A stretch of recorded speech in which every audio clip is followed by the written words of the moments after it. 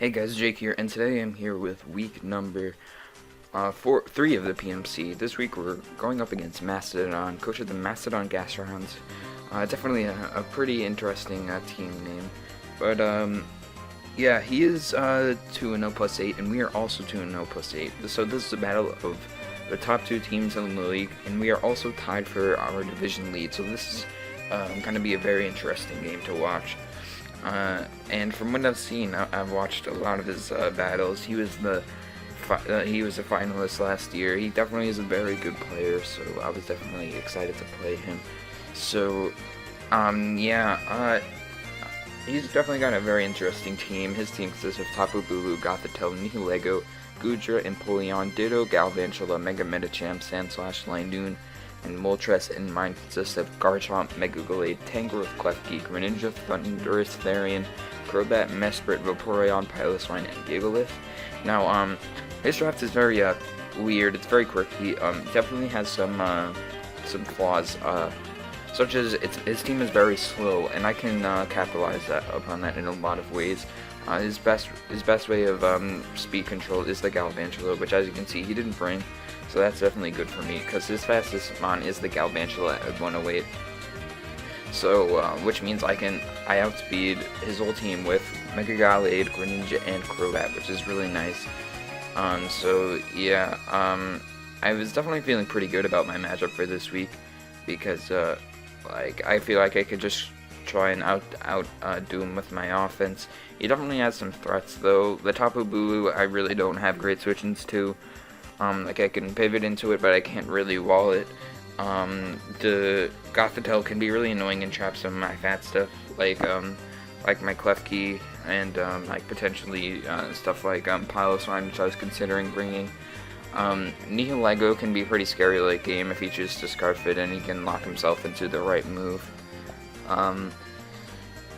But thankfully I can deal with it with my Klefki, so that's pretty nice.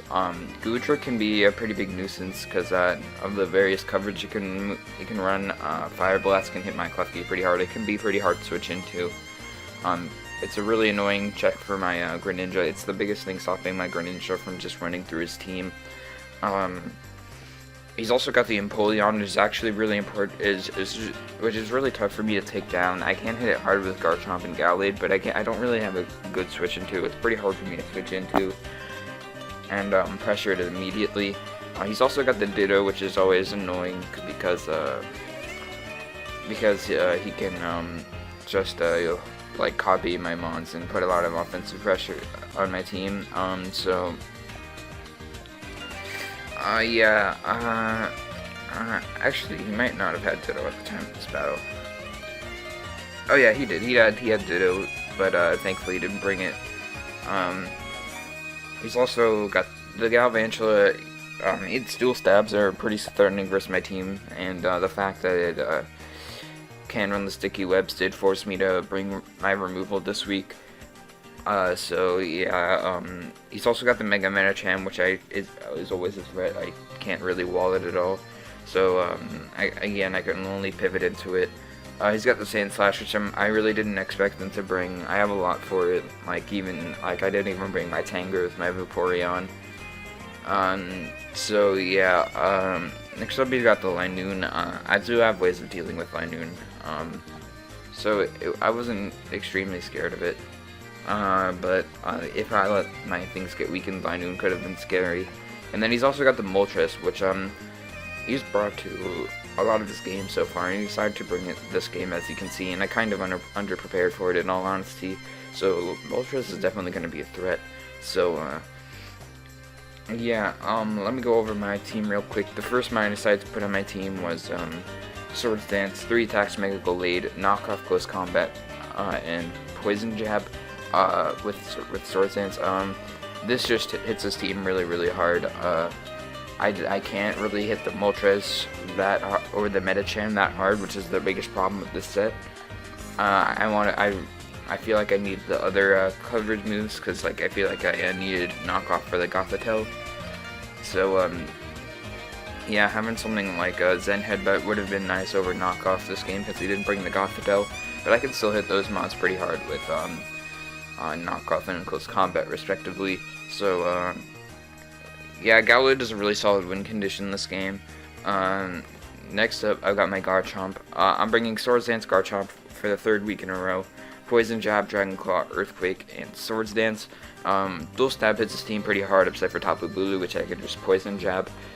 Even though Dragon Claw only hits the Goodra super effectively, and Earthquake does a lot to that too, I still decided to throw it on there in case something like the grassy terrain was up and Earthquake wouldn't be doing that much damage, so I can just go for the Dragon Claw. And yeah, still do good damage. I've also got the Yachi Berry, so I can take like an Ice Beam from Empoleon if he is Shuka Berry. Take an HP Ice from the Nihilego. Take an HP Ice from Galvantula. A nice punch from Medicham. HP Ice from Moltres. So yeah, it's overall really solid, but I don't have like a Rock Slide or anything on this, so my hardest move to hit Moltres is indeed the Dragon Claw, which is kind of unfortunate. Next up, I've got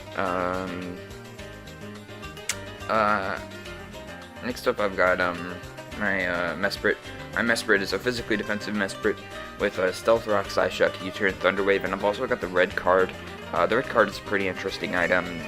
This Mesprit is an overall pretty nice pivot and makes it so Medicham doesn't automatically get a kill every time, which is why I decided to put it on. This one can also set up rocks, and the red card could just force things out in case he has some scary setup like Beast Boost, Nihilego, Curse Goodra, something like Bulk Up, Medicham, Linoon if Linoon because I can live in extreme speed at a +6 extreme speed. So yeah, I also didn't really feel like I needed another item because I didn't really want leftovers because I didn't feel like Mesprit would be around along this game, and I didn't really need damage off on the Medicham, so I didn't really need a Rocky Helmet. So yeah. Next up, I've got my Crobat. My Crobat is a pretty cool set. I've got Brave Bird, Natural Gift to Fog, and U-Turn, Max Attack Adamant, Speed Creeping the Galvantula, and I've got a little bit of HP investment. So yeah, he doesn't really he has the Natural Gift Ground with the Apricot Berry is pretty nice. So I can OHKO the Nihilego, and I can also do a decent chunk to the Empoleon. I need the Fog this week in case he brought the Galvantula with Sticky Webs. Yeah, this one is just pretty solid. I can hit the Bulu really hard, do a lot of damage to the Gothitelle, do a pretty good amount to Goodra. I can OHKO Medicham, OHKO Galvantula, do a lot to Moltres, and yeah, this one outspeeds his whole team, and he doesn't really have that much to check defensively once Empoleon gets weakened. So, yeah, next up, Greninja. Greninja is Expert Belt this week. Hydro Pump, Dark Pulse, Haze, and Ice Beam. I do have Haze because I was kind of scared of Calm Mind, Gothitelle, and Bulk Up Medicham. I didn't opt for Water Shuriken because I do outspeed his whole team, and I wasn't really too scared of Scarfers, so I did decide to go with Haze over something like Water Shuriken. That might come back to bite me in this game, but yeah, basically this Goodra kind of walls this Greninja, but that's fine because once I chip down the Goodra, he really doesn't have that much for this Greninja. So yeah, it also outspeeds his whole team. So yeah, next up I've got my Klefki holding the Shed Shell, so I'm not set up fodder for the Gothitelle. I've got Thunder Wave, Play Rough, Reflect, and Light Screen. Thunder Wave is good for the speed control of this game. Well, yeah, good for like slowing down Scarfers, so just like the Nihilego. And I've got Play Rough for stab and dual screens just because I didn't really feel like spikes were that needed this game, and dual screens were just good for limiting the damage on its offense. It's also nice because if Linoon is about to sweep me, I can send it to my Klefki, set up a Reflect, and then I can live a hit with something like Gallade and knock out the Linoon. So yeah, Klefki is an overall pretty nice glue. It can pivot into Bulu if not banded, can deal with Nihilego, can switch into Goodra. So and it can paralyze to like Medicham. So yeah, without further ado, let's get right into the game. I'm gonna decide to lead off with my Glade because it just matches up pretty nicely versus everything on his team, as he decides to lead with his Goodra. Now this is a pretty weird first turn. So because he led off with this Goodra, I kind of figured that I feel like this could be some sort of Laura Goodra, and because Gallade can hit Goodra really hard, and like because of Gallade's natural bulk, Draco Meteor won't be doing a ton. I figured he could have something like counter to hit my Glade. So I just switch out turn 1. I just wanted to scout a set, see what he wanted to go for, as go into my Klefki, and he actually does go for the counter. So I'm actually pretty surprised I called that, but yeah, here on this turn, I'm just going to set up a light screen so I can take something like Fire Blast. And he actually goes hard into his Empoleon. Here outside, as I said, I don't really have that much to pressure this Empoleon, so I'm going to have to pull a pretty risky switch into my Garchomp, because I do have the Yachi Berry. I can take an Ice Beam if need be, as he's actually just going to go for the Defog and get rid of my light screen, which I'm perfectly fine with. And here on this next turn, I can just go for the Earthquake and break something like a potential Shuka Berry. And he is just the Shuka Berry, but this isn't terrible because I do have the Yachi Berry, so I will be able to live an Ice Beam this turn, as that does a really good chunk to the Empoleon. And yeah, the weakening this Empoleon is just really nice for my Crobat as well as my Greninja. So yeah, here I'm not going to overpredict. I'm just going to fire off another Earthquake, as he goes hard into his Moltres, which is a nice play. Yeah, this Moltres is a threat, as I said. So here on this next turn, I'm just gonna fire for Dragon Claw. I do outspeed this Moltres if it's not Scarfed, and Dragon Claw will do a decent amount of damage, and I just want to like scout this thing set. So yeah, I just go for the Dragon Claw, as he actually pulls the switch into his Tapu Bulu. I guess just like scouting for a rock move, which makes perfect sense, as he is the Grassy Terrain is activated, and yeah, so I do get a bit of Grassy Terrain recovery, but I still am out of range. I am in range of something like a Scarf Wood Hammer, so I'm going to switch out my Garchomp into my Klefki, as here he's going to go straight for the Wood Hammer, and he is going to score a critical hit here, and this crit is going to be huge because later on in the match, you'll see there are some hits I would have liked to be out of range of, and this crit really sucked because like I don't have leftovers, so I won't be gaining passive recovery each turn. Like I will from Grassy Terrain, but it won't really be enough. So here I'm just gonna fire off a Thunder Wave, I believe, because getting this Bulu paralyzed could be really nice in case he's Scarfed. But yeah, he goes on to his Empoleon again, which seems to be his switch into my Klefki. I get a bit more Grassy Terrain, as so is he. So yeah, here I'm just gonna set up a light screen so I can take anything this Empoleon wants to do to me, and I can switch out into my Garchomp next turn, as he goes for the Scald, and thankfully he won't burn me on this turn. But oh, actually he does. Never mind. Yeah, that burn's annoying as well, because the Grassy Terrain recovery would have been nice to take a hit later on. But now the Grassy Terrain recovery is being cancelled out. So yeah, here on this next turn I can go on to my Garchomp. Because of the light screen, I can take anything he wants to go for, as he gets paralyzed. I don't know what he went for, but that's pretty unfortunate. So I apologize for that. But here on this next turn, I can just fire off an Earthquake, and I know he has 2 potential pivots into this, but I still don't want to overpredict. So he does go out into his Moltres again, and because, as I said, this Moltres is a threat, I'm just going to go for the Dragon Claw on this next turn. Get a lot of damage off on this, as I do outspeed, which means this Moltres is not Scarfed, and he actually reveals the Z power. He gets powered up with the Fiery Z, and he is actually Z Sunny Day, which is really scary because I can live any hit on this next turn because of the light screen, but basically, it's a roll for me to kill him with Dragon Claw, and I don't have anything to revenge this. So he just go straight for the Air Slash. I consider pivoting into my Klefki there, but I decided it wasn't worth the risk because if he went for like a fire move predicting that, I could have just lost on the spot to this Moltres, or I would have had to take a huge hit with something like my Gallade, and I didn't feel like that was worth the risk. So he just goes for the Air Slash, and then he will be able to take me out on the next turn with the Solar Beam because the light screen wears off. And so this Moltres is +1 speed. It outspeeds everything on my team. So because I don't have Water Shuriken on my Greninja, I'm forced to send in my Klefki and attempt to Thunder Wave this thing. So I can outspeed it with some of my other mons. As yeah, here I go for the Thunder Wave. Thankfully I hit, or else I would have been in just an even worse position. As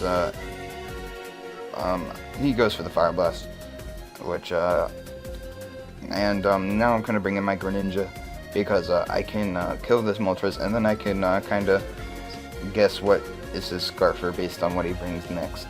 So yeah, I just killed this thing off with a Dark Pulse, which is great. That's a big threat out of the way, but it still did punch a big hole in my team.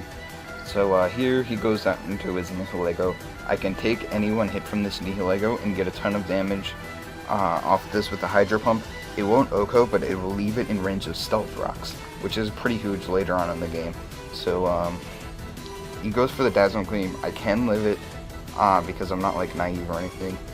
Fire off a Hydro Pump and I miss. Now this is huge, but at least from this, we do figure out that he's a Scarf Nihilego, which means on this next turn, I can go right into my Crobat, because I can take a Dazzling Gleam really nicely. I figured if he could double, but it wouldn't be the end of the world, because like I'm not really sure what he would double into. So yeah, here I know he's not going to stay in, so I can just go for the U-turn and get momentum. I figured he might go on to Empoleon, and I want to save my natural gift round for later. So here I can get a free switch into my Gallade, which is perfect. And he doesn't really have a switch into my Gallade. So yeah, here I can I'm just gonna Mega Evolve and go straight for the close combat. No reason to overpredict. Yeah, also something else I want to mention. By the way, he brought in his Nihilego after Moltres died. I'm guessing that this Tapu Bulu is not Scarfed, because I figured he would have brought that in instead of the Nihilego if Bulu was you know, Scarf. So I'm gonna assume that it's not Scarf, as he goes out into his Goodra. I'm just gonna go straight on into my Mesprit, kind of just sacking it, honestly, because I can live any hit and potentially get up my rocks or Thunder Wave this. He goes straight for the Draco Meteor, and that damage definitely reveals that he is not an offensive Goodra, which is really good information, because I'm gonna assume that this thing is like physically defensive to take hits from like something from like my Gallade and go for the counter. But I do activate my red card, and he gets brought into literally the worst possible thing, which sucks, because like if Medicham or Nihilego were brought out, I would have been in a great position, because I would have T-Waved the Medicham, and I also would have been able to OHKO the Nihilego with Psyshock and live any hit. But he's brought into Bulu, I can't live a hit, and I still want to preserve this Medicham as a sack fodder, so I have to make aggressive plays if I want to get back into this game. So I decided to go right into my Crobat, as he goes straight for the Wood Hammer, which is good, because I will be able to take this. It will do a ton, but here on this next turn, I'm thinking he doesn't really have a great switch into my Crobat. Nihilego only takes like 30-ish from a max attack Brave Bird, so I figure his play might be to like go out into his Nihilego right here, and because he is Scarf, he can outspeed me and threaten the next turn with a Power Gem. I didn't think he'd want to go into his Goodra, because he would want to keep this thing, he'd want to keep that thing healthy for my Gallade. Medicham gets OHKO'd, so I really didn't think he'd go into that, and I figured he'd probably want to preserve this Bulu. So I'm going to go for the Natural Gift rounds on this turn, trying to predict his Nihilego, but he actually goes into his Goodra, which is a good play on his part. he read me well on that turn. I'm not sure if he thought I'd have the natural gift, but it works out good for him, as that is definitely a physically defensive Goodra, and I just kind of need to weaken this Goodra as much as I can. So here on this next turn, I'm going to go for the U-turn, I just want to chip this Goodra down, trying to get it eventually in range of Gallade, and he reveals the Gooey, which is important to note, because the Gooey is going to be annoying, but yeah, here he's just going to fire up a Draco Meteor again, and here I'm thinking this is great, because if he goes for the Draco Meteor again, his special attack will be at -4, and I can get a free Swords Dance with my Gallade, but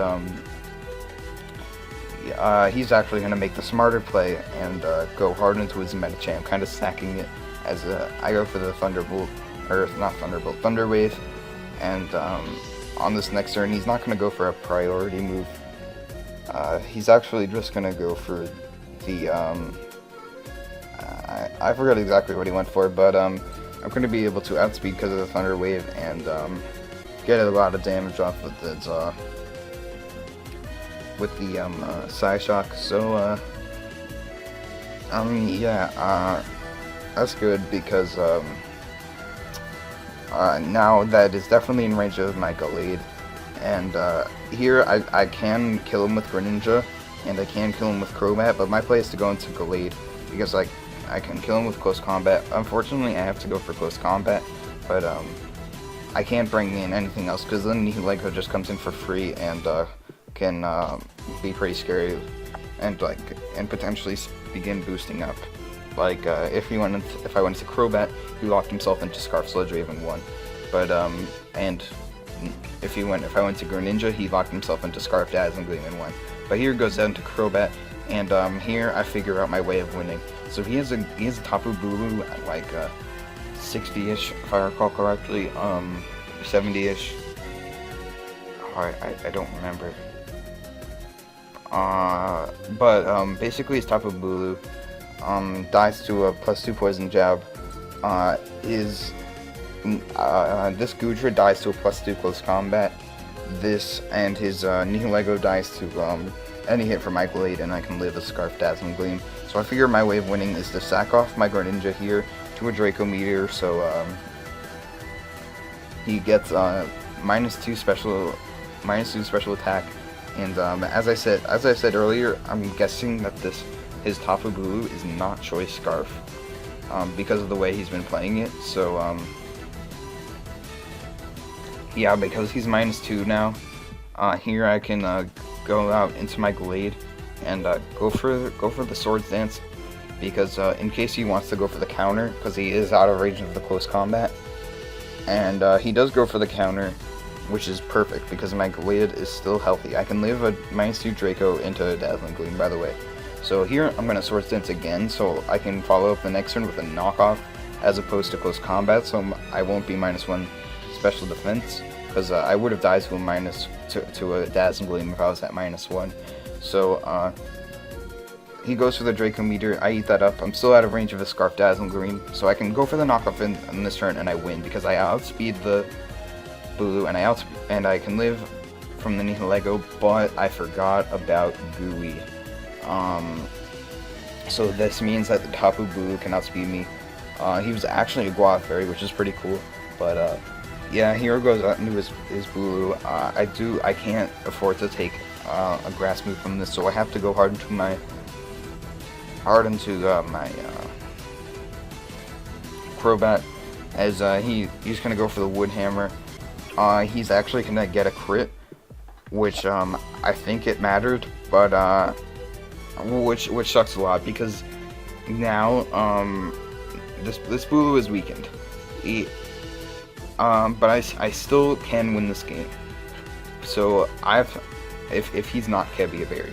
If he is Kebia Berry, which makes a lot of sense, because I can take a Close Combat, or Poison Jab from my Gallade, Poison Jab from my Garchomp, then it is a roll for me to kill him with Poison Jab. If I don't get the roll, I lose, because I died to Wood Hammer, and even if for some reason he didn't kill me, he can just revenge me with Scarf Nihilego. If I do, I win, because I can one-shot this Bulu, and then I can live any hit from the Nihilego, knock it off, as it doesn't kill me, and then outspeed the next turn and kill with close combat. So I have to go for the poison jab and hope I get the roll. He is indeed Kebby Berry, and as you're gonna see, I get another critical hit, which sucks a lot, but he also just got the crit on my Crobat, so I'm really not sure how much it mattered. So yeah, I am gonna win this game because he's not gonna crit me with Dazzling Gleam. I'm gonna be able to go for the knockoff, so I can knock off this Choice Scarf, and I can outspeed him the next turn with my Glade, and that does a ton because Mega Glade is so strong. And the Grassy Terrain Recovery won't matter. I can just kill him with a close combat. And we are going to pick up an insane 1-0 victory versus Mastodon. And that was an insane game. It really lived up to the hype. The hacks at the end was a little bit unfortunate, but it was just an insane game, really down to the wire. It was a real nail biter. Really thought anyone could win at the end, but yeah, we did manage to pick up the 1-0 W, so we are now 3-0 plus 9, which is great. We lead the whole league, and next week we play against PotatoJim, which is pretty cool because he's a pretty well-known guy. But yeah, Mego picking up 5 kills, definitely the MVP of the game. So yeah, that was a great game to Mastodon. Be sure to check out his channel. Shout out to Blue Rogue for getting my mods, and Johnny GB for recording my games. They're both great guys. Check them out as well. I will leave their links in the description. So yeah, thank you all for watching. See you guys next time. Bye.